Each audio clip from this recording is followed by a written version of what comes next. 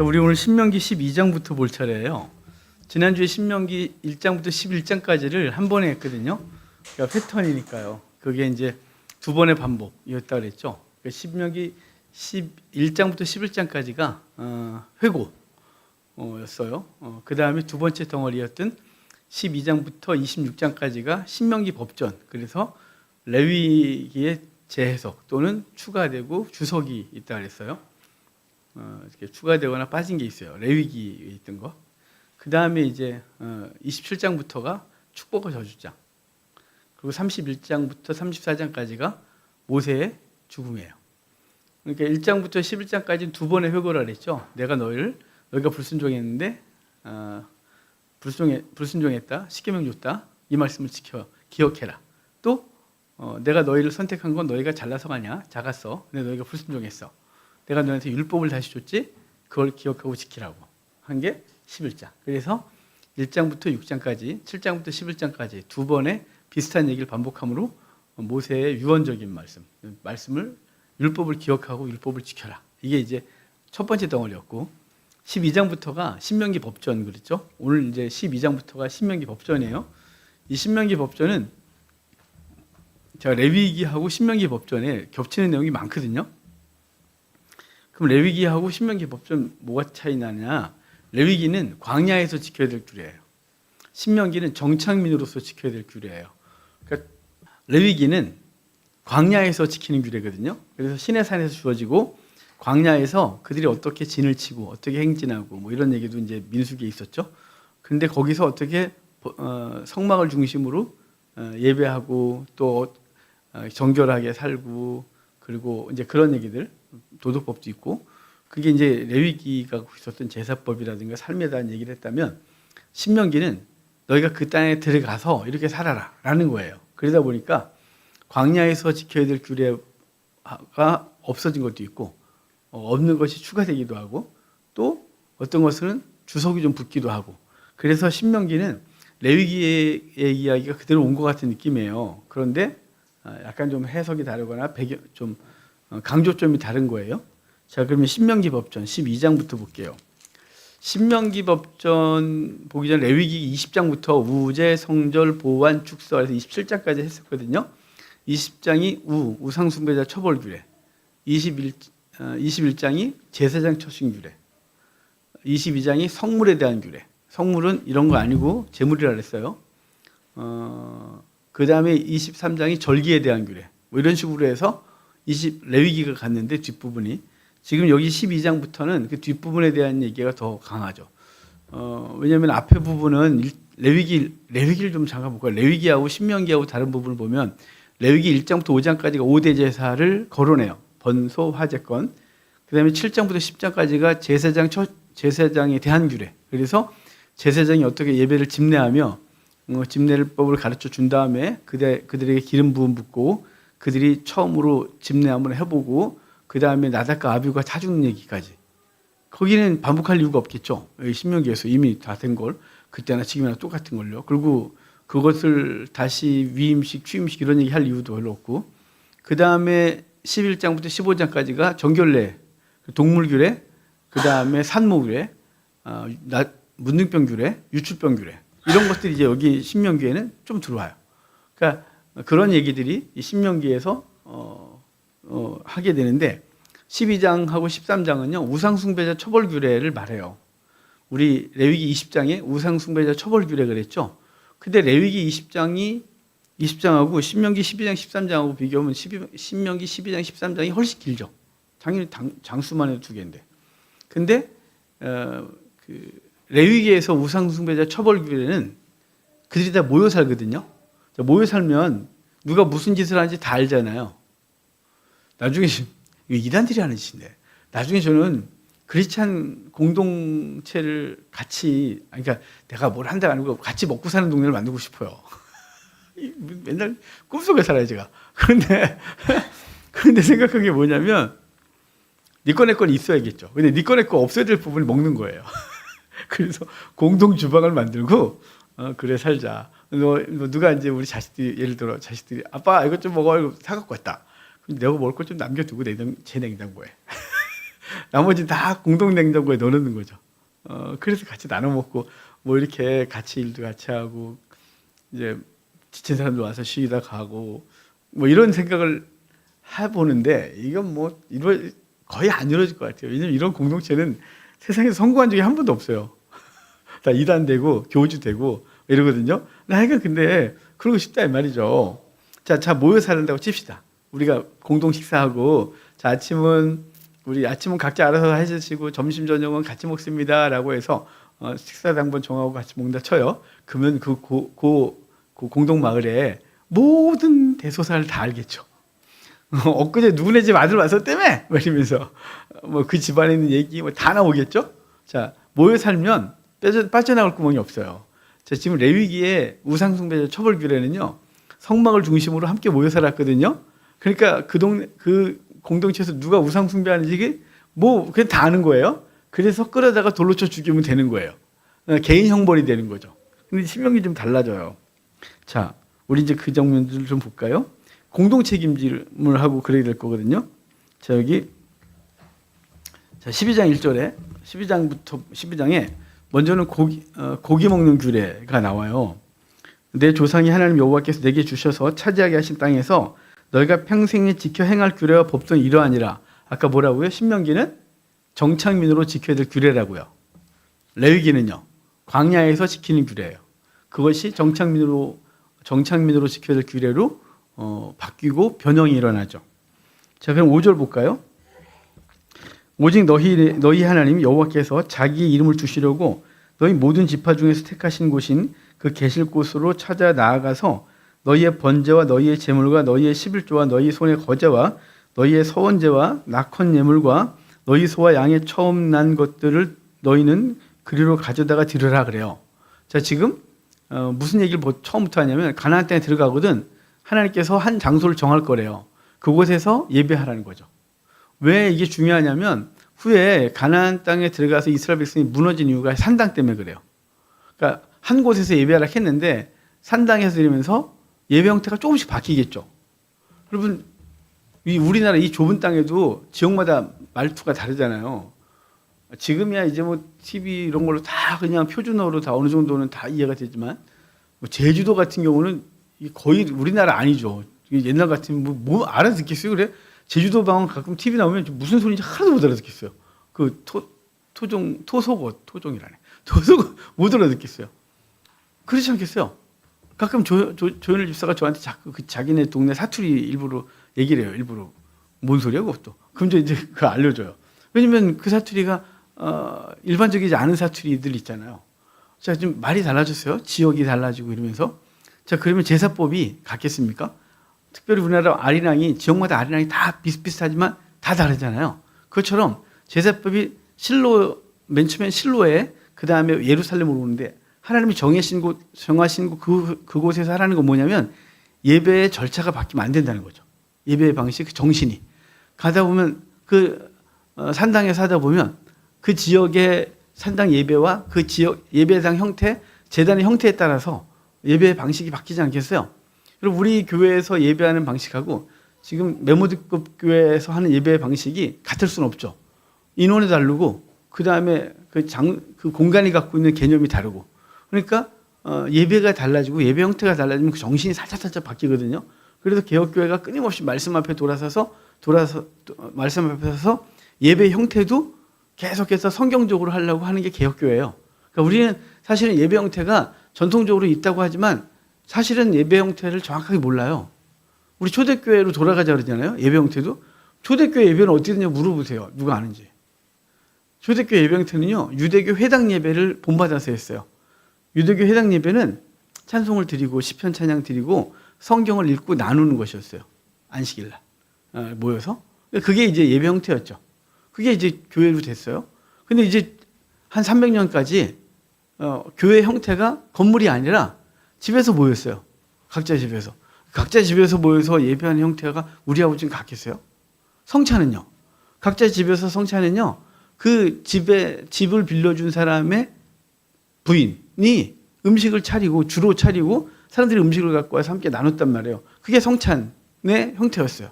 그게 교회가 되면서 건물이 있는 교회가 되고, 형태를 갖추면서 이게 예식으로 했죠. 그러니까 이게 이렇게 좀밖에 안 주는 거.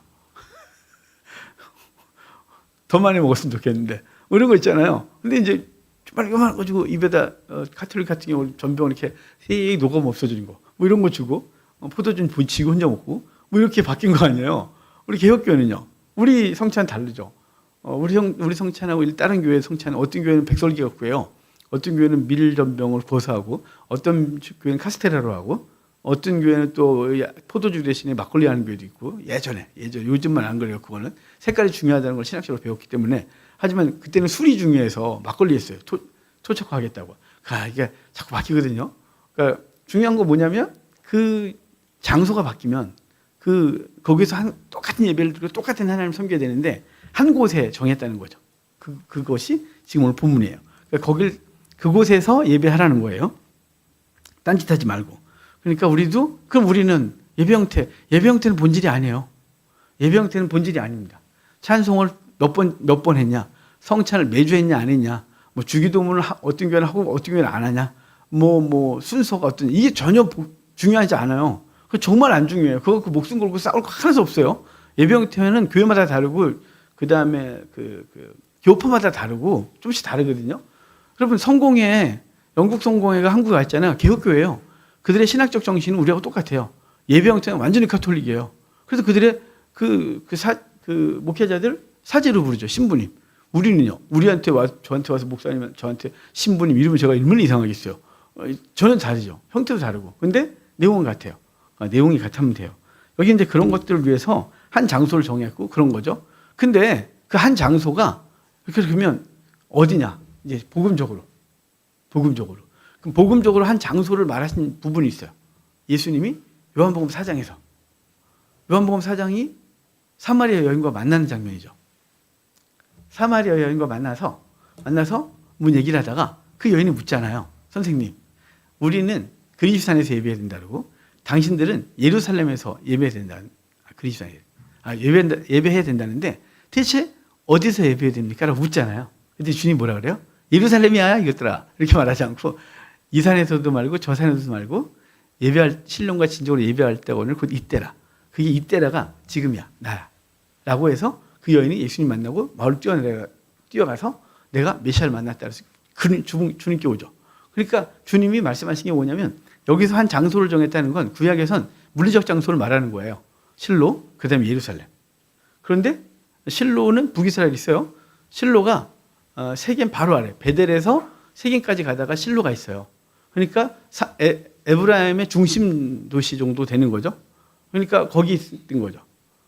그리고 그 좀 내려오면 그 위에 세겜에 그리심산이 있고 에발산이 있고 거기에 나중에 사마리아 성전이 세워지거든요. 그러니까 거기하고 예루살렘, 남쪽의 중심이 예루살렘, 거 어디도 아니고 나야 라고 말한 거거든요. 그러니까 한 장소가 정해졌는데 바로 예수 그리스도 안에서 예배하고 그분과 소통하고 그게 우리가 누려야 되는 거죠. 그러니까 지금은 어느 교회, 어디 소속이냐, 어디 교회에서 예배 드려야 되냐 이게 중요하지 않아요. 근데 이제 또 이런 게 중요하지 않다고 그러니까 그래 어디나 예배하면 되지. 그래서 집에서 드릴게. 그래서 이제 이상해진 거예요. 한국교회가. 코로나까지 겹치면서 한국교회에서 뭐 꼭 예배당 가야 돼. 어디나 괜찮다며 어디나. 그래갖고 집에서 드리고 여행지에서 드리고 뭐 이렇게 된 거잖아요. 근데 가끔은 그럴 수 있어요. 가끔은 사람이 뭐 맨날 예배당에 있을 수 없잖아요. 해외 출장도 갈 수 있고 여행도 갈 수 있고 가족여행도 가십시오. 줄 껴도 가세요. 괜찮으니까. 줄 껴서 여행 가면 망해요. 그런 소리 하지 마세요. 우리 날과 절기가 우리를 거룩하게 하지 못하고 이 날이 우리의 공로가 될 수 없어요. 공로가 될 수 없어요. 우리는 하나님 중심으로 살면 돼요. 근데 내 가정의 평화를 위해서 내가 여행을 가겠다. 오케이예요. 제가 축복 기도해 드릴게요. 원하시면 제가 커피도 싸드릴게요. 가다가 커피 드시라고.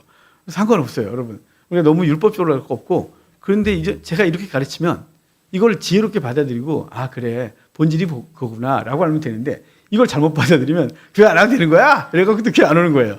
이게 참 문제라니까요. 그래서 율법적인 게 필요한 거예요. 율법적으로 혼나! 이래야지 이제, 여행 갔다가 다리 몽둥이 분질러지고 이래갖고 봐봐. 그래가지고 수천 명 여행 갔는데 그 중에 하나 이제 교통사고 났어요. 봐봐. 그 사람 주일날 예배 안 드리고 여행 가다가 교통사고 나서 다리 몽둥이 분질러졌잖아. 그래갖고 또 이 샘플로 말하는 거죠. 여러분, 그런 거 없으니까 겁먹지 마시고 여행 다니십시오.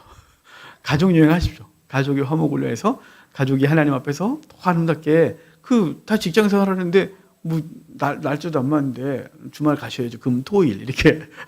그러니까 중요한 게 뭐냐면 한 장소가 구약에서 정해져 있어요. 그런데 신약에 오면 그 장소는 물리적 공간이 아니에요. 그리스도 안에서. 그런데 교회는 왜 중요하냐? 그럼에도 불구하고 교회는 모여서 함께 말씀을 나누고 양육하고 서로 은혜 받고 그리고 힘을 내서 또 복음 증거하고 그 영혼들을 건져서 이곳에 데려오고 이곳에서 양육받고 하나님의 사람 돼서 삶으로 돌아가고 그래서 이런 중요한 장소가 있는 것이지 이게 본질이 아니란 말이에요. 본질은 한 장소 그리스도 안을 정해놓았어요. 그게 이제 오늘 본문이죠. 자, 13절 14절 계속된 이야기지만 너는 삼가서 내게 보이는 아무 곳에서나 번제를 드리지 말고 오직 너희의 한 지파 중에 여호와께서 택하실 그곳에서 번제를 드리고 또 내가 내게 명령할 모든 것을 거기서 행할지니라. 15절 볼게요. 그러나 내 하나님 여호와께서 내게 주신 복을 따라 각성해서 내 마음이 원하는 대로 가축을 잡아 그 고기를 먹을 수 있나니 곧 정한 자나 부정한 자를 막론하고 노루나 사슴을 먹는 것 같이 먹으려니와 피는 먹지 마라 그래요. 자, 이 장면은 레위기에서 언제 나왔냐면 레위기 17장에 제물을 잡는데 피를 먹지 마라 라는 장면이 있어요. 그게 이제 17장이거든요. 레위기 17장. 16장이 아사셀, 17장이 피는 먹지 마라, 18장이 성, 19장이 내가 거룩하니 너희도 거룩하라라는 주제장이에요. 레위기에. 17장에 그 제사를 말하면서 하나님 앞에서 제물을 들고 피는 먹지 말라고 하는데 그때 무슨 얘기를 했냐면 고기를 먹고 싶거든 이런 물음을 해요. 고기를 먹고 싶거든 너희는 네 텐트 앞에서 막 잡아먹지 말고 회막 앞으로 끌고 와서 거기서 잡아 하나님 앞에 드리고 그리고 집에 가져가서 먹으래요. 그리고 피는 먹지 마라 라고 하거든요. 왜냐하면 제가 레위기 17장 할 때 이 이유에 대해서 말씀드렸어요. 이건 애굽에 있을 때 그 못된 습관이 몸에 뱄다고 애굽에 있을 때 그거 했다 그랬잖아요. 고실에 우리 문화로 하면 그러니까 음식을 먹기 전에 그 고기를 짐승을 잡고 그 짐승의 고기 일부를 떼서 광야 귀신 수념소거든요. 광야 귀신이 수념소 귀신에게 주고 음식을 먹었어요. 우리 문화는 고시래가 있는 거죠. 그런데 그게 애굽에 있는 400년 동안 이스라엘 백성들이 애굽의 문화를 받아들여서 그 짓을 같이 했단 말이에요. 그런 거. 그런데 광야에 나온 그 백성들이 고기를 먹을 때마다 그 짓을 할 거니까 못하게 하는 거죠. 근데 하지 마 그러면 찝찝하잖아요. 안 하면 찝찝한 거. 배에서도 고시래 하고 그래요. 죄송하지만 손집사님 옛날에 고시래 많이 하셨을걸요. 산 사람이시니까 산에 가면 밥 먹기 전에 산귀신한테 산신령님한테 그렇죠. 밧줄 타기 전에 산신령님께 제물 한번 드리고 그러니까 뭐 산악회에선 연말 되면 그거 하시더만요. 그 돼지 머리 잡아놓고 그 무서워서 어떻게 산을 다녀요? 산신령 기분 나쁠까 봐. 그러니까 뭐 산 사람들은 왜냐면 자연 앞에서 인간은 얼마나 무력합니까? 그러니까 산이나 이런 바위, 그 바다나 이런 큰 엄청난 세력 앞에서는 인간이 약해지고 그 막연한 신에게 제물을 드리게 되는 거죠. 근데 음식을 먹을 때 산상 캐시는 분들도 보면 TV 가끔 보면 그 도시락을 이렇게 대충 이렇게 비닐에 싸가지고 가서 암수 한 숟갈 퍼서 고시래 하고 또 드시는 거예요. 그 고시래 문화가 이게 우리만 있는 게 아닌 거예요. 전 세계에 이 막연한 두려움, 그 절대자 앞에 서는 그 두려움, 광야에 섰을 때 막연한 두려움, 뭐 이런 것들을 이제 하는 거죠. 그래서 그들은 생명을 죽이면 또 자기도 잘못될까봐 생명을 잡고 그걸 먹기 전에 그 음식을 그 광야 귀신에게 던져주고 그리고 음식을 먹었단 말이에요. 그게 이제 광야에 나왔는데 계속 그 짓을 하니까 야 고기 먹고 싶어서 그러지 마. 회막 앞으로 와서 고기를 잡되 그 일부를 누구한테 주냐면 죽게 드려. 근데 죽게 드려서 누구 먹게 하냐면 제사장 먹게 하는 거죠. 제사장도 줘서 먹이고 넌 가. 그래서 이걸 40년 동안 했어요. 이제 애굽의 고시래 문화는 끊어졌겠죠. 여기서는 그러는 거예요. 이제는 당연히 그 생명의 주가 주님이시고 그 피는 생명이니까 그 피의 생명을 제거한 것이 제거는 네가 했지만 그 생명의 주는 네가 아니야. 하나님이지. 그래서 이걸 알게 하고 피를 먹지 말라는 건 피맛이 좋아서 선짓국 못 먹게 하고 이게 아니고 주님이 피는 네가 짐승을 잡아 죽이지만 그 생명의 주인은 나야 라는 걸 알게 하는 것이 피는 생명이라고 하셨고 이제 그때부터는 그 갈릴리에서 고기 먹고 싶다고 해서 예루살렘까지 와갖고 소 한 마리 잡고 집에 가져가면 다 발효돼갖고 못 먹는 그런 짓을 하지 말고 각자 집에서 먹어라고 한 거예요. 그것은 이제 40년 동안 그들이 그 생명의 주인이 주님이신 줄 알게 됐고, 그래서 이제부터는 고기는 집에서 먹어. 알아서 하라는 게 이제 14절부터 15절부터 있는 그 문화인 거예요. 한 곳을 정하 예배하고 그곳에서 짐승을 가축을 잡아서 먹었던 그 습관을 이제 버리고 그건 집에서 각자 해라라고 하는 거죠. 자, 그래서 18절 볼까요? 또 오직 내 하나님 여호와께서 택하실 곳에서 내 하나님 여호와 앞에서 너는 내 자녀와 노비와 성중에 거한 레위인과 함께 그것을 먹고 또 내 손으로 수고한 모든 일로 말미암아 내 하나님 여호와 앞에서 즐거이 하되 너는 삼가 내 땅에 거주하는 동안에 레위인을 저버리지 마라. 그러니까 너가 뭘 먹을 때 레위인 꼭 기억해라. 그리고 고아와 과부들을 기억하고 함께 나누라 이 말이에요. 너에게 그걸 주신 분이 하나님이시고 그걸 나누도록 하라는 게 주님의 명령이에요. 근데 여기 특별히 레위인을 자꾸 거론한 거죠. 가나안 땅에 들어가면 레위인은 기업이 없어요. 근데 기업이 없으니까 당연히 그 수입을 누구로부터 받냐면 일반 백성들로부터 11조를 받고 레위인은 또 11조를 제사장에게 주게 되죠. 그러니까 이 음식 먹는 것도 똑같은 거죠. 그래서 아까 고기를 잡을 때, 고기를 먹고 싶을 때 고대 땐 그 광야 귀신에게, 그 다음에 광야에서는 이제 회막 앞에서 그걸 잡고 제사장에게 주어서 함께 먹게 했는데 이제는 각자 처소에서 하는 거잖아요. 강원도에서, 전라도에서, 경상도에서 살 거잖아요. 그러면 거기서 잡아서 그거를 이제는 뭐 집에서 알아서 먹으래. 그게 끝난 게 아니라 일부를 떼서 이제 그 지역의 레위인들에게 주어 그들도 맛있는 거 먹게 해. 뭐 이런 거죠. 그러니까 소고기 혼자 드시지 말고 저한테 가끔 한번 사주시면 됩니다. 우리 집사님 아멘 하셨으니 사주셔야 돼요. 농담한 거니까. 중요한 건 뭐냐면 주변을 돌봐라예요. 여호와께 드리던 것을 이제는 너희가 지역에서 잡아서 먹고 그 주변 사람들, 레위인 그리고 고아와 과부들을 누구 섬기시지 하는 걸까요? 제사장에게 그것을 떼어주듯이, 하나님께 떼어주듯이 그것을 그들에게 나눠줘서 그들을 하나님처럼 섬기게 하는 거죠. 그게 정신인 거예요. 그러니까 저와 여러분들이 하나님께서 주신 것의 일부는 늘 띄는 마음을 가지셔야 돼요. 그 이제 성도들은 도리어 잘 훈련됐거든요. 왜냐하면 성도들은 하나님 목사님 섬기는 게 그래서 오래된 성도들은 몸에 뱄어요. 그리고 그것이 행복하고, 행복하시니까 안 행복한데 해주시려고 복 받으려고 하지 마십시오. 뭐 저한테 밥 사줬다고 복을 받지는 않을 겁니다. 그런데 중요한 건 뭐냐면 누가 문제냐면 우리가 문제예요. 우리. 이상하죠? 왜냐하면 목회자들은요 젊을 때부터 받는 게 습관이 됐어요. 이게 몸에 뱄어요. 그럼 받는 게 습관이 됐으니까 받는 건 괜찮은데 뭘 하려면 늘 우리는 어떤 느낌이냐면 없다 하는 느낌이 있어요. 왜냐하면 전사 때부터 생그지로 살았잖아요. 늘 없었어요. 늘 없으니까 옛날에 저희가 젊을 때는 진짜 없었거든요. 그러면 성도님들이 그 당시에 무지 잘 섬겨주셨어요. 저는 사실은요 전사 때는 속옷, 그 다음에 뭐 넥타이, 허리띠, 지갑, 구두 이런 걸 사본 적이 없어요.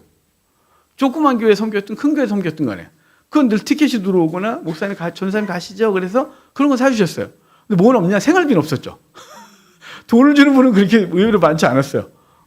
저 선배들은 강남에서 전사하면 한 2년 하면 교통경찰이 집 사듯이 그런다고 했어요. 강남에 있는 대형교회 부교육자를 한 2년 하면, 2, 3년 하면 엄청난 수입을 갖고 있다 그랬어요. 왜냐면 잘 사시는 분들이니까 전사님 책값 하세요. 전사님 옷 하나 사세요. 이러면 신방 한 번가 막 주어서 우리 같은 기숙사에서 강남에서 사역하는 전사님들은 늘 풍족했고 강북에서 사역하는 전사들은 늘 가난했어요. 그때도 강남 강북이 그랬는데 지금은 이제 강남이고 강북이고 성도분들이 목회자들에게 하는 걸 목회자들도 좋아하지 않고 저도 안 좋아해요. 좋아하지 마세요. 진짜 하지 마세요. 왜냐하면 그 마음의 빛이 되고 삶의 빛이 되거든요. 빛이 되면 빛의 사람한테 할 말을 못 해요. 맨날 나한테 뭘 잘해주는데 거기다 대고 어떻게 뭐라 그래요. 잘 안 해주셔야 혼낼 때 혼내고 똑바로 살아요 이렇게 말하는데 맨날 뭘 잘해주는데 거기다 대고 어떻게 함부로 해요. 그러니까 서로 우리는 제가 뭘 안 좋아한다 그랬잖아요. 서로 안 주셔야 돼요. 그러니까 중요한 게 뭐냐면 고대 때는 여기 하는 말이 뭐냐면 말 딴 데로 갔네요. 섬기라 이 말이에요. 너희가 고기를 잡아 먹기 전에 고대 때 이집트에 있을 때는 그 들에 있는 순념소 신에게 그리고 광야에서는 여호와께, 그래서 여호와께 드렸던 걸 제사장들이 먹었거든요. 근데 이제 흩어져서 살면 이제 그때는 이제 줄 사람이 없네. 내가 다 먹어야지가 아니라 그때는 그 지역의 레위인들과 고아와 과부들을 돌보고 나만 먹는 게 아니라 내가 뭐 맛있는 거 먹을 때 우리 옆집 그 친구도 뭐 갖다 줘야겠네. 그래서 뛰어서 갖다 주고 주변을 돌아보라는 거죠.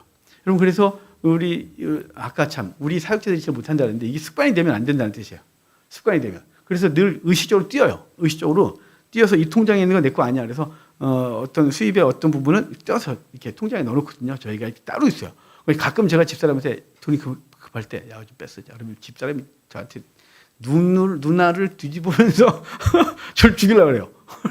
아니 쓴다며 몇 건 하면 되잖아. 막 그러는데 안 된다는 이거 빼서 쓰는 순간 이제 넉넉하면 몇 건 넣을 수 있겠지만 이게 안 넉넉해서 내 건을 시간이 없어요. 빼쓰기 바쁘면 그거는 이제 안 건드는 거죠. 그건 장부가 따로 있어요. 우리 그거는 이렇게 돈이 있고 수입 지출 다 있어요. 그건 교회 공개한 게 아니에요. 그건 개인 거예요. 그거 가지고 그것까지 깔아내지 마세요. 그거는 우리 집 개인 선교비예요. 그래서 목돈이 필요할 때 누군가에게 줘야 될 때 이렇게 거기서 이렇게 쌓였던 것에 이번 얼마큼 정도 띄어자 그래서 하고 장부에 써놓죠. 이렇게. 왜냐면 우리가 하나님 앞에서 그렇게라도 안 하면 우리도 남한테 베풀 만한 형편이 못 되니까 늘 궁핍해요. 느낌이 늘. 그래서 그렇게 살지 말고 너가 살아가는 곳에서 너에게 주신 것을 일부를 주변과 나누라고 하는 게 12장 얘기인 거예요.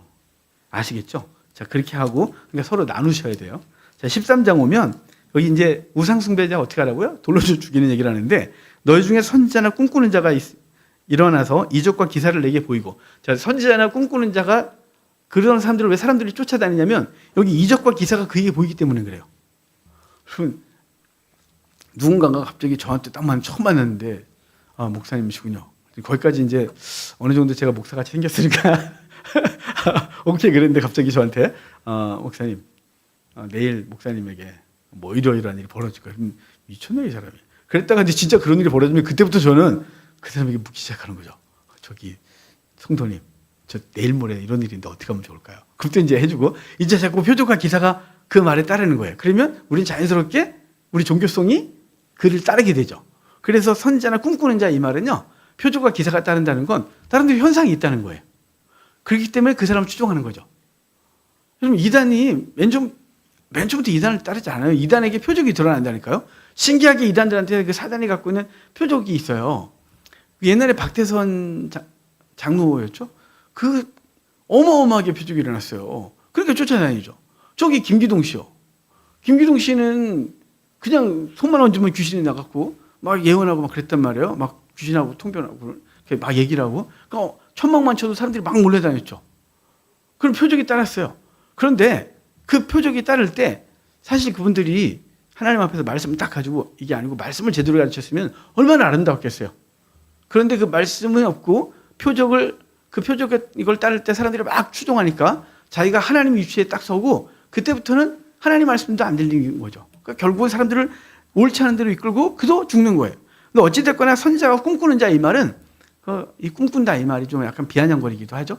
하여간 예언 보고 꿈에서 뭘 봤다 그러고 뭐 이런 거예요. 그가 내게 말한 그 이적과 기사가 이루어지고 너희가 알지 못하는 다른 신들을 우리가 따라 섬기고자 할지라도 이루어졌다는 거잖아요. 정말 그 표적과 기사대로 그 사람 예언대로 이루어지고 그러고서 이제 어떤 것을 추종하게 한단 말이죠. 그래서 끌고 다니는 거예요. 여러분 그러니까 이런 거 쫓아다니면 안 돼요.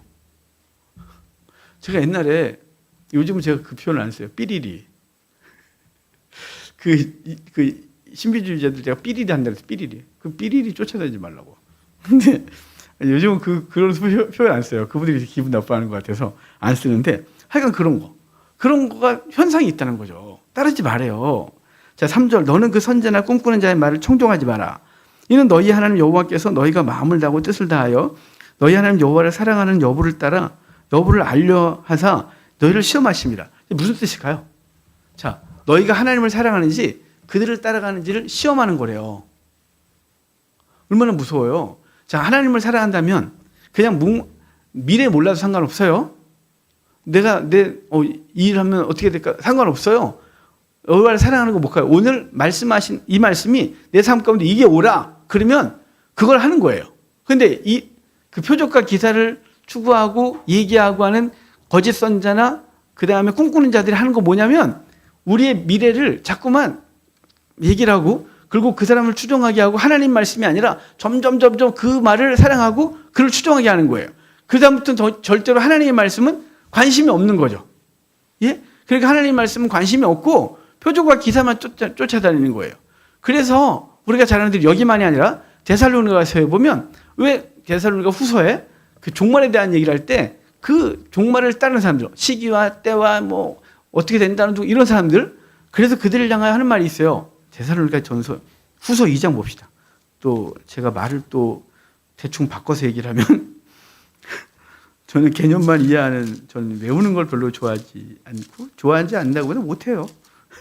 자, 그런데 데살로니가 후서 봅시다. 후서 2장 8절. 7절부터 봅시다. 7절부터. 데살로니가 후서 2장 7절이에요. 불법의 비밀이 이미 활동했다. 지금은 여기 이제 언제 오신다고 막 이제 흰옷 입고 있고 막 이런 사람들 얘기를 하는 거예요. 지금은 그것을 막을 자가 있어 그 중에서 옮겨질 때까지 하리라. 그때 불법한 자가 나타나니 표적과 기사를 얘기를 하고 때가 어쩌니 이런 사람들. 주 예수께서 그의 입의 기운으로 그를 죽이시고 강림하여 나타나심으로 패하시리라. 악한 자의 나타남은 사단의 활동을 따라 모든 능력과 표적과 거짓 기적과 불의의 모든 속임으로 멸망하는 자들에게 있으리니 이는 그들이 진리의 사랑을 받지 아니하여 구원함을 받지 못하리라. 진리의 사랑을 받지 않았다는 거 뭐냐면 진리 가운데 있지 않고 그런 표적과 기사를 쫓아다닌다는 거예요. 자, 11절. 이러므로 하나님이 미혹의 역사를 그들에게 보내사 거짓 것을 믿게 하심은 진리를 믿지 않고 불의를 좋아하는 모든 자들로 하여금 심판을 받게 하려 함이라. 자, 그것을 믿고 쫓아다니는 사람들은 뭐 하나고요? 그거 믿고 쫓아다니는 걸 근거로 해서 심판하게 하려 하십니다. 오늘 본문은요. 표적과 기사를 따르는 표적과 기사를 향하는 거짓 선지자들과 그 꿈꾸는 자들을 따라가는지 아니면 나를 사랑하시는지 시험하고자 합니다. 이렇게 말하는 거예요. 나를 사랑하는 것과 그걸 따라가는 게 뭐가 다르냐면 하나님 말씀 따라 살면 오늘 손해가 될 수도 있는 거예요. 그죠? 하나님 말씀 따라 살면요. 가끔은 내가 바보가 돼요. 세상 지혜롭지 못해 보이고 그 다음에 오늘 그 말씀 따라 살면 손해가 될 게 뻔하고 내가 그대로 살면 내가 말씀을 지키면 나 매맞는데 뭐 예를 들어 바퀴 속에서 그런데 그냥 지키는 거예요. 그런데 거짓 선자들은요. 인간의 마음을 달래거든요. 인간이 원하는 걸 추구하게 하고 그런 것들로 자꾸 이끌어요. 그래서 하는 게 뭐냐면 표적과 기사를 따르느냐 아니면 내 말을 따르느냐 그것으로 너가 날 사랑하는지 알겠다라고 말하는 거예요. 여러분 그러니까 이번 한 주간도요. 살면서 손해가 될 것 같아도 주님께서 오늘 이 삶의 자리에서 내게 말씀하시는 것이 이거야. 너는 거기서 죽어. 그러면 네. 그게 주님이 사랑하는 것이라면 내가 오늘 죽겠습니다. 라고 내 욕구와 내 자존심과 내 모든 것들을 내려놓고 그냥 죽는 거예요. 그게 주님을 사랑하는 거죠. 넌 정말 나를 사랑하는구나. 너 정말 거기 있으면 손해보고 너가 바보 되고 너 네 자신 너무 괴로운데 그냥 거기서 그냥 그러고 있구나. 너 날 사랑하는구나. 이걸 알겠다. 이걸 시험하는 시간이라는 거예요. 근데 우리가 이걸 잘 못해요. 왜냐하면 우리는 조급해요. 우리 굉장히 불안하고 미래 망할까 봐 걱정되고 내가 이러다가 다 쫄딱 망하지 이러다가 바보 되지 이러다가 어떻게 되지 이게 우리를 계속 두렵게 해요. 그 두려움을 이겨내는 게 뭐냐면 말씀 따라서 사는 거예요. 그냥 주여 모르겠습니다. 나는 내 미래는 주님께서 알아서 하시지 오늘은 내가 이 바보 같은 짓을 그냥 선택하겠습니다. 선택하는 거예요. 그 선택이 바보 같은 결정이라 할지라도 그냥 있는 거예요. 하나님께서 알아서 하시겠죠. 그 선택이 정말로 나를 육체를 죽이고 삶을 망하게 할 수 있어요. 그게 무슨 내가 망하는 거 아는데 그건 인간적으로도 거기 있으면 망해요 라고 했는데 망하는 게 당연한 거죠. 가끔 기적으로 안 망하게 하요. 가끔 안 망해요. 그런데 거기서 하나님 앞에서 있어라 그러면 그게 하나님 사랑하는 것이다. 여기 그거 알게 하는 것이라는 거예요. 거짓 선자들이 하는 걸 따라가느냐. 그러니까 기복주의자들이 하는 말을 따라서 그냥 그대로 가는 것이냐 아니면 아니야 바보 같아도 말씀대로 사는 게 옳다라고 하는 것이냐 말이죠. 자, 5절 볼까요? 그런 선지자나 꿈꾸는 자를 죽여래요. 이는 그가 너희를 애굽 땅에서 인도하여 내시며 종되었던 집에서 속량하신 너희의 하나님 여호와를 배반하게 하려 하며 너희의 하나님 여호와께서 내게 행하라 명령하신 도에서 너를 꿰어내려고 말하였습니다. 너는 이같이 하여 너희 중에서 악한 악을 제어할지라. 그러니까 표적과 기사는 하나님 말씀에서 떠나게 한다는 거예요. 근데 우리가 그렇게 뭘 원하냐? 표적과 기사를 그렇게 원해요. 우리 한국교회가 80년대, 90년대 막 부흥할 때 표적과 기사가 엄청나게 따랐어요. 기도원 가면. 여긴 기도원 세대가 별로 없는 것 같아요. 조집사님 기도원 다녀보셨어요? 젊을 때? 우리 전전 선생님도 많이 다니셨죠. 기도원 안 다녀보셨어요? 예수 믿은 지 꽤 되셨잖아요. 아, 그죠? 우리 많이 다녔잖아요. 많이 다니고 저도. 저는 기도원에서 은혜 받고도 신학했고. 저는 기도원에 초등학교 때부터 다녔거든요. 여름, 겨울 3박 4일씩 다녔어요. 우리 교회에서 가면 전 무조건 따라가 있어요. 우리 아버지 교회 안 다니는데 나 가야 돼요. 그래서 여러분 제가 어릴 때만 해도 표적과 기사가 얼마나 많이 따르는 줄 아세요? 제가 어릴 때 단골이 하늘산 기도원이에요. 그래서 신학교 가서 가끔 기도하고 싶으면 제가 몇 년 전까지만 해도 계속 하늘산을 제일 잘 가요. 요즘은 기도는 안 가니까 너무 오래돼서 기도하고 싶다, 좀 쉼을 얻고 싶다 그러면 그냥 하늘산 기도원 가요. 한 1시간 정도만 가니까 집에서. 거기 아무도 없어요, 요새. 사람이 없어요. 집회도 조그만 데서 한 20-30명 앉혀놓고 하기 때문에 사람이 없어요. 근데 잣나무 숲을 전 되게 좋아하거든요. 그냥 내코 거기 잣나무 숲에 가서 이렇게 조그만 깔아놓고 앉아요. 무릎 꿇고 기도하면 쥐나니까 안 하고요. 그냥 그 앞에 잣나무 등에 등 대고 옛날에 그거 붙들고 기도했었는데 요즘은 그냥 그걸 등지고 앉아요. 이제 혈액순환도 안 되고 그러니까 이제 앉아서 그냥 앉아 있어요. 그냥 앉아 있어요. 거기서 쭉 그것도 좋지만 저는 그냥 그 속에서 제가 어릴 때만 했던 그 하나님을 찾고 하나님이 제가 지금 고민하고 있고 생각하고 있는 것들에 대한 정리를 해주시도록 전 그냥 저 자신을 내줘요. 하나님. 그리고 또 기도도 하죠. 또 찬송하고 싶으면 찬송도 하고 그냥 걷고 싶으면 그 산을 걸어요. 걷다가 또 마장도 걷다가 그러다가 이제 웬만큼 됐다 싶으면 집에 오거든요. 근데 옛날에 기도원에는 정말 표적과 기사가 많았어요. 방언 엄청났죠. 뭐 넘어지는 거요? 예전에 그 이후에 제가 신학생 때 막 이런 거 있었지. 그땐 그냥 예배하다가 넘어졌어요. 예배하다가 입신 그래갖고요. 기도하다가 넘어졌어요. 이렇게 딱 뒤에서 그러면 목사님 와서 막 기도해주고 제가 초등학교 때부터 봤어요. 병이요? 병 나는 것도 많이 봤죠. 병 나는 것도 많이 봤고 귀신 나가는 것도 보고 뭐 이렇게 저는 제 눈에 귀신은 안 보여요. 근데 귀신 나가는 거라고 또 저를 통해서도 귀신을 내쫓기도 하셨는데 저는 귀신이 나가는 걸 몰라요. 몰라요. 저는 경험해 본 적이 없어요. 근데 제가 기도해 줬는데 귀신이 나갔다는 걸 주변 사람들이 말해줘서 제가 알죠. 저는 정말 봤으면 좋겠는데 그놈이 어떻게 생겼는지 하나님이 한 번도 안 보여줬어요. 근데 제가 기도하면 귀신이 나갔다 그러고 걔는 어디 있으면 저기 갔다 그러고 하여간 기도했는데 그 손잡고 기도했는데 그 귀신이 막 우리 안에 돌다가 누가 손 딱 놓고 골려 나갔다 그러고 제가 어릴 때부터 경험한 거예요. 표적과 기사가 있었단 말이에요. 저는 제 손을 통해서 우리 아버지가 깨끗이 난 경험이 있어요. 우리 아버지가 별 얘기 다 하네. 저희 아버지가 이렇게 우리 장사했거든요, 식당. 근데 술을 맨날 드셨으니까 술을 드시면 다음날 장사가 되게 불편해져요. 근데 이렇게 식당이니까 뜨거운 물 항상 끓여놔야 되거든요. 요즘 같으면 가스를 팍 하면 되지만 그게 아니고 연탄불에 들통에다가 물을 가득 올려놔야 다음날 아침에 장사할 뜨거운 물이 있는 거예요. 근데 그거를 가끔 이제 제가 아버지 술 먹으면 도망가거든요. 다 때려부시니까 얼마나 무서워요. 그래서 도망갔다 오면 다음날 이제 죽는 거예요. 너 새끼야. 장사해야 돼. 물도 안 올려놓고 막. 그래서 그날은 또 제가 물을 찰랑찰랑하게 해놨죠. 찰랑찰랑하고 도망갔어요. 도망갔다가 새벽에 딱 들어왔는데 갑자기 아버지 방에서 이러면서 뭐야. 이렇게 그 옛날 시골집은 유리를 이렇게 바깥에 보게 해놨습니다. 이렇게 보니까 아버지가 다 드신 거예요. 이걸 술 기운에 다음날 연탄불을 확인한다고 들다가 물이 찰랑찰랑 보였으니까 딱 겨울이었는데 확 부었어요. 겨울에 우리 철원이 되게 춥거든요. 내복을 입었지 않겠어요? 그 뜨거운 물이 딱 되면서 완전 익은 거예요, 살이. 하반신 다 익었어요. 제가 난리가 났죠. 새벽같이 이제 약국 들려갖고 막 두들겨서 약 좀 달라고 그때 약을 줘서 이제 바르고 그 다음에 이제 어떻게 할 줄 모르겠는데요. 그때 이제 시골은 군의관이 있으니까 군의관 이제 우리 아버지가 맨날 술 먹는 사람이 군의관하고 좀 알아서 데려왔어요.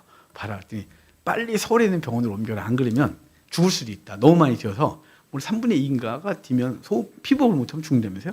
그러니까 죽을 수도 있고 안 그러면 완전히 오그라들 거래요, 몸이. 그리고 우리 돈 없어요. 그랬더니 돈 없어요. 어떻게 하면 돼? 그랬더니 어떤 약을 알려주시고 이거 갖고 이렇게 매일 이렇게 그 드레싱을 하래요. 아침 저녁으로. 그래서 이제 저희 친해 가서 그 국회의원 하시는 분이 약국을 했는데 사정을 하니까 박스로 주더라고요. 엄청난 박스로. 그래서 이제 제가 갖고 와서 그때는 제가 무슨 정신인지 제가 뻔치가 없는데 그걸 얻어다가 아침 저녁으로 이제 드레싱을 했어요. 드레싱을 할 때 저희가 하나님께서 저에게 선생님이 이렇게 가르쳐 주셨어요. 누가 아프면 그 사람의 손대고 기도하라고. 근데 저희 아버지는 잠을 너무 예민해서 손을 못 대요. 대면 깨서요. 아주 무지하게 예민하거든요. 그래서 이제 할 수가 없으니까 드레싱 하면서 기도하는 거죠. 그리고 아버지가 주무시면 이불 끝에 손을 대고 기도했어요. 아침에 학교 가기 전에 드레싱을 싹 하고 갔다 오는 다 하고 아버지 주무시면 또 옆에 이불 놓고 하나님 이불 끝에 손 대고 기도했어요. 하나님 우리 아버지 제발 통증이 좀 사라지게 해달라고. 그리고 다리가 오그라들지 않으면 제가 목사 되겠습니다. 하나님. 제가 목사 될게요. 그래서 이제 그 3달을 목사 서원 기도를 했습니다. 고등학교 다닐 때. 그런데 정말 놀라운 건요. 저희 아버지가 3개월 만에 흔적도 없이 났어요. 그건 제가 드레싱을 잘해서가 아니에요. 여기 뭐 의료 쪽에 계시니까. 그래서 사람들이 다 기적이라고 그랬어요. 근데 저는 제가 드레싱을 해보면 뭘 잘하겠어요. 그냥 소독약으로 닦아내는 거지. 그걸 잘못 닦아내면 이게 또 떡지가 돼갖고 이게 막 우글우글 하는가 봐요. 근데 우리 아버지 막 아는데 어떻게 하겠어요? 막 하다 보면 지가 벗겨져요. 뭐 내가 벗긴 것도 아니고 이렇게 닦아내면 피부가 벗겨집니다. 새 피부가 나왔다. 또 벗겨지고 새 피부가 또 벗겨지고. 그럼 저는 하나님 우리 아버지 그러시니까 그냥 하나님 제발 우리 아버지 안 아프면 내가 목사 될게요. 우리 아버지 제발 이거 오그라들지 않게 해주세요. 내가 목사 될게요. 라고 계속 기도했죠. 3개월 만에 피부가 애기 피부처럼 전신이다. 여기 이 하반신 다. 그래서 제가 얼마나 감사했겠어요. 당연히 목사가 돼야죠. 그러니까 표적과 기사가 저에게 있었단 말이에요. 근데 표적과 기사를 갖고 사람을 유혹하면 뭐가 된다고요? 너가 하나님 앞에서 그들이 그 영혼들을 훔친꼴이 되고 결국은 하나님과 관계가 깨지는 거죠. 왜냐하면 그런 표적과 기사는 인간에게 만족을 주고 계속 그걸 추구하게 해요. 말씀이 정말 재미없어지기 시작하고 고리타분하게 느껴지고 하나님 섬기는 게 그렇게 되는 거죠. 그래서 거기 속량하신 하나님을 배반하고 꿰어내어서 그들에게 악을 하겠다, 꿰어냈기 때문에 내가 그들을 제해버리겠다 그래요. 하나님께서 꿰어냈다는 거죠. 그러니까 표적과 기사를 쫓아다니지 마시고 여러분에게 표적과 기사가 드러나는 성도들이 있기를 바라요. 손을 좀 누군가가 났으면 좋겠어요. 제가 그런 능력이 없으니까 우리 성도 중에 누군가가 좀 그런 능력이 있어서 저기 누가 아프다면 집사님 기도 좀 해줘요. 이렇게 뭐 어떻게 해요? 뭐 은사가 나타나는 사람이 하는 거지. 그런데 중요한 건 뭐냐면 그 영혼이 사람들을 이렇게 꿰어내면 하나님이 아닌 그가 그러면 내가 그를 제하겠다. 이렇게 말하는 거예요. 그러니까 되게 조심스러운 거죠. 은사는 늘 뭐에 바탕을 두냐? 말씀에 바탕을 둬야 돼요. 그 은사를 통해서 자기가 영향력을 행사하면 안 돼요. 영향력이 아니라 그리스도가 드러나야죠. 자기는 뒤로 감춰지고. 그래서 여기 그들을 어떻게 하냐면 죽이래요. 자, 8절 봐요. 너는 그를 따르지 말며 듣지 말며 긍휼히 여기지 말며 애석히 여기지 말며 덮어 숨기지 말고 너는 용서 없이 그를 죽이되 죽일 때 내가 먼저 그에게 손을 대고 후에 뭇 백성이 손을 대라. 그는 애굽 땅 종되었던 집에서 너를 인도하여 내신 내 하나님 여호와께서 너를 꿰어 떠나게 하려 한 자이니 너는 돌로 쳐 죽이라. 자, 표적과 기사를 계속 뭐라 그래요? 여호와께서 떠나게 하는 행위라고. 이게 너무 무서운 거예요. 그러니까 표적과 기사는 그를 하나님 앞에 붙이고 이렇게 하나님 앞에 세우기 와요. 하나님께서 주는 은사잖아요. 근데 그 은사가 자기 영광이 되는 순간 하나님으로부터 그 영혼을 꿰고 하나님부터 떠나게 한다는 사실을 늘 기억하셔야 돼요. 그러니까 은사자들은 너무 조심스러운 거예요. 그러니까 제가 신학생 때까지라도 나름 은사가 있었거든요. 근데 목회 개척을 하면서 저한테는 그게 안 드러났어요. 그래서 제가 개척하면서 자신감이 없어졌어요. 왜냐면 기도하면 나야죠. 근데 신학생 때까지만 전사 때까지 기도하면 낫고 뭔가 드러났는데 개척을 하면서 안 생기니까 그거 얼마나 답답하겠어요. 그 다음부터 누가 기도해 주시려면 부담스러워 죽겠어요. 왜 또 기도해 달라고 하노? 안 났는데. 안 났는데 나. 근데 가끔 나요. 지금도 가끔 하지만 그거는 저에게 예전에는 제가 하면 한다는 거 있죠. 내가 할게. 뭐 이런 거 있잖아요. 그럼 이게 은사가 자꾸 드러나면 제가 다 할 수 있을 것 같은 거예요. 원리도 잘 모르지만. 그런데 어느 순간 싹 사라져요. 그건 저는 은혜라고 생각해요. 만약에 그게 계속됐다. 죄가 얼마나 나쁜 놈인데. 그럼 영혼들을 다 제가 흔들겠죠. 돈 내라. 집 사내라. 뭐 좋은 차 하나 사줘. 뭐 이렇게 됐겠죠? 여러분, 안 드러나는 게 감사하죠. 은사는요, 은사를 주신 건 우리 하나님을 더 하나님 되게 하는 게 우리 은사가 잘 쓰이는 거고요. 근데 그걸 말씀 없이 은사를 받으면 하나님 없이 자기가 왕이 되고 그 영혼들을 꿰어내어 자기 사람 만드는 거예요. 그러니까 은사주의자들이 너무 영광스러운 은사를 받았지만 그게 잘못 쓰이면 자기도 망하고 영혼도 망하게 하는 거예요. 그래서 늘 은사는 말씀의 바탕을 두고 은사가 드러나길 바라고 여러분 가운데 드러나길 바라요. 정말로 바라요. 그래서 하나님의 거룩한 일들이 일어나길 바라요. 그 은사가 뭐 표적과 기사가 어떤 종류가 무엇인지 간에 그런 일이 벌어지길 바라는데, 근데 거기 자기가 드러나면 하나님 앞에 그는 망하는 거예요. 예? 아시겠죠? 우리가 뭘 하고 그 사람을 내 손아귀에 줄고 내가 끌고 가려고 하는 순간 하나님 앞에서 그 영혼을 뺀 거예요. 그래서 하나님 앞에 여기서 혼나야 될 사람이 된 거죠. 그러니까 제발 말씀에 늘 기초하고 드러나는 은사가 겸손하게 쓰임받고 두려워하셔야 돼요. 사람들이 자기를 추종하는 걸 두려워하고 하나님께 이렇게 올려드리는 우리가 되길 바라요. 자, 그 다음 또 봅시다. 16절부터 12절 볼게요. 내 하나님 여호와께서 내게 주어 거주하게 하시는 한 성읍에 대하여 내게 소문이 들리기를 너희 가운데 어떤 불량배가 일어나서 그 성읍 주민을 유혹하여 이르기를 너희가 알지 못하는 다른 신들을 우리가 가서 섬기자 하거든. 이 사람을 불량배라고 말해요. 우상숭배하자 한뜻 사람을 불량배라고 표현하는 거죠. 그런데 여기 이제 전체가 뭐냐면, 자, 너희가 어떤 마을에서 우상숭배자가 드러났다. 그러면 그를 놔두지 말아요. 그 공동체가 그를 반드시 멸해야 되는 거예요. 그런데 그냥 냅뒀어요. 이웃이니까. 이거 왜 저런데 저거? 라고 했다. 근데 그 얘기가 이제 이스라엘 총회에 들렸다. 그러면 가서 그 마을 전체를 쑥대밭을 만들래요. 왜냐하면 그 죄에 동참한 것으로 여겨. 그러니까 이게 뭘까요? 광야에서는 개인 책임이었어요. 우상숭배는 개인 책임이었단 말이에요. 근데 가나안 땅에 들어오면 개인이 아니라 공동체의 책임이 되는 거예요. 이 공동체의 책임이 됐다는 게 얼마나 엄중하면, 자, 우리 가운데 우리가 신앙생활하는 사람 중에 누가 지금 바르지 않아요. 그럼 그 바르지 않은 사람을 내깔로 두면 안 되는 거예요. 그를 적극적으로 권면하고 적극적으로 바르게 해야 되는 거죠. 그렇게 하다가 아픔이 생기고 뭐 불편한 일이 벌어져도 해야 되는 거예요. 왜냐하면 그를 놔두는 건 그 공동체를 부패하게 하는 거니까요. 그러니까 우리가 이 교회 공동체가 늘 거룩해야 되는 건 우리 교회 내에서는 오직 예수 그리스도만 높아지고 예수 그리스도만 회자돼야 되는 거예요. 여기서 다른 얘기가 벌어지면 나눠지는 거예요. 여러분, 우리 서로 다름을 인정하잖아요. 오늘 우리 김영성 집사 저기 있는데 오늘 김 집사 때문에 은혜 무지 받았어요. 기도에 그런 능력이 있었어. 오늘 사실 장로님이 못 오시는 바람에 원래 어제 저녁에 장로님이 저한테 혹시 못 갈 수도 있어요. 너무 아파서. 그래서 손 집사님께 문자를 한다는 걸 깜빡했어요.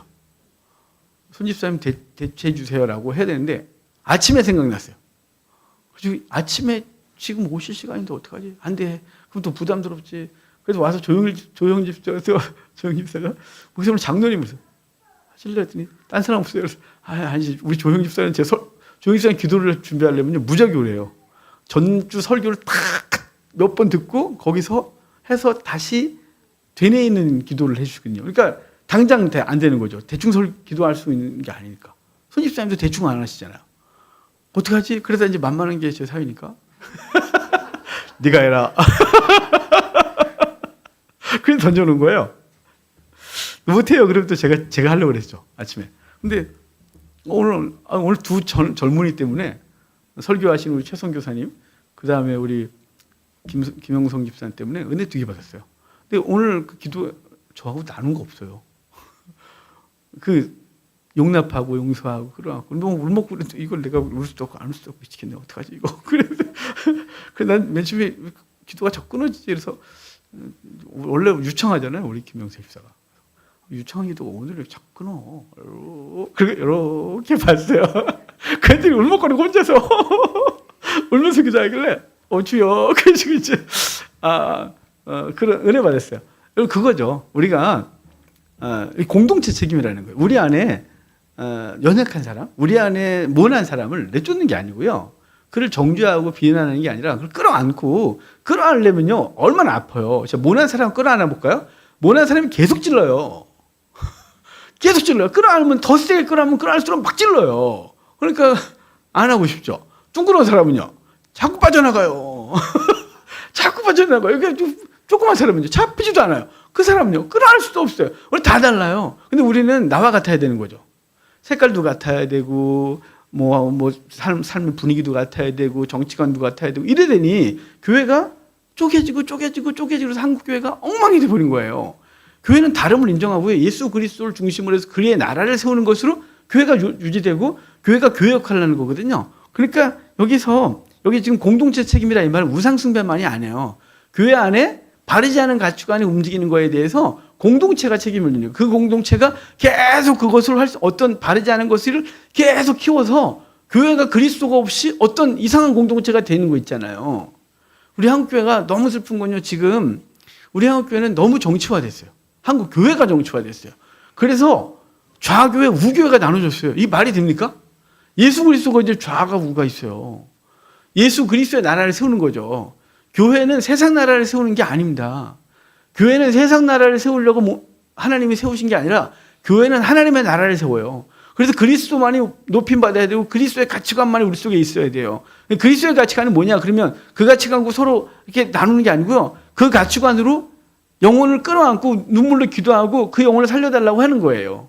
그게 교회죠. 그러니까 여기 12장 13장은 우상 숭배자 처벌 규례인데 우상 숭배자 처벌 규례에서 첫 번째가 그 고기 먹는 문제에 나온 거고 그리고 한 장소 그리고 고기 먹는 문제에 나온 거고요. 그리고 13장이 이제 우상 숭배자 처벌 규례인 거죠. 진짜로. 그래서 이적과 기사를 가지고 사람들을 유혹하는 것 그럼 멸해버리겠대요. 왜냐하면 내게서 그 영혼을 끌고 그 내용을 내 백성을 하나님을 떠나게 한 거니까요.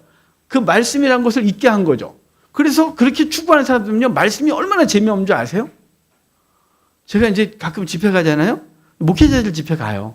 그러면요, 대충 이게 성향이 보이잖아요. 뭐 저도 짬밥이 있는데 목사님들하고 이렇게 집회 전에 이런저런 얘기 하다 보면 딱 보여. 이 사람은 신비주의, 이 사람은 어떤 은사주의, 이 사람은 말씀에 집중한 사람 있어요. 근데 여러분 말씀을 좋아하는 사람은 당연히 저를 좋아하겠죠. 막 뭐 이렇게 하는 거. 그런데 은사 쪽에 계신 분은 졸아요. 제가 똑같은 단체에 두세 번 가면 이제 사람 알잖아요. 그분은 내가 갈 때마다 졸아요. 그 한 분. 있어요, 그런 분. 은사가 굉장히 좋대요. 그분들 하신 말씀이 조 목사님요, 은사가 진짜 드러나요. 기도 무지하게 하세요. 그분은 예배 전까지만 멀쩡하시다가 제가 말씀을 딱 시작하는 순간 자요. 그리고 깨요. 끝나면 깨요.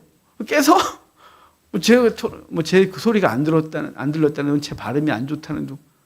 아니 나머지는 다 반짝반짝하고 좋다고 막 그랬는데 그분 이름 말할 수 없어요. 그 목사님 있는데 여러분 말한다고 모르지만 그 팀에서 제 설교를 듣고 있거든요. 그분은 맨날 졸아요. 그 집회 가면. 여러분 왜 그런지 아세요? 그분은요 말씀에 관심이 없어요. 오직 드러난 은사 쪽에만 계속 관심을 갖고 그 은사로 사람들을 계속 끌고 가는 게 그분의 재능이었어요. 그 사람을 통해서 생명을 살아내는 것도 실제해요. 하지만 우리가 뭐에 집중하면 안 되냐면요. 말씀을 떠난 그 어떤 것도 중요하지 않아요. 그러니까 오직 13장 14장에서 12장 13장에선 우상 숭배자 처벌 규례와 함께 오직 그 말씀 앞에 서 있게 하는. 그러니까 거기서 하나님에게서 떠나게 하는 모든 것들은 그것이 우리의 눈에 보기에 대단해 보이고 훌륭해 보여도 하나님 보시기에 아니다라는 말씀을 하고 있는 거죠. 공동체 책임이라는 거예요. 끝으로.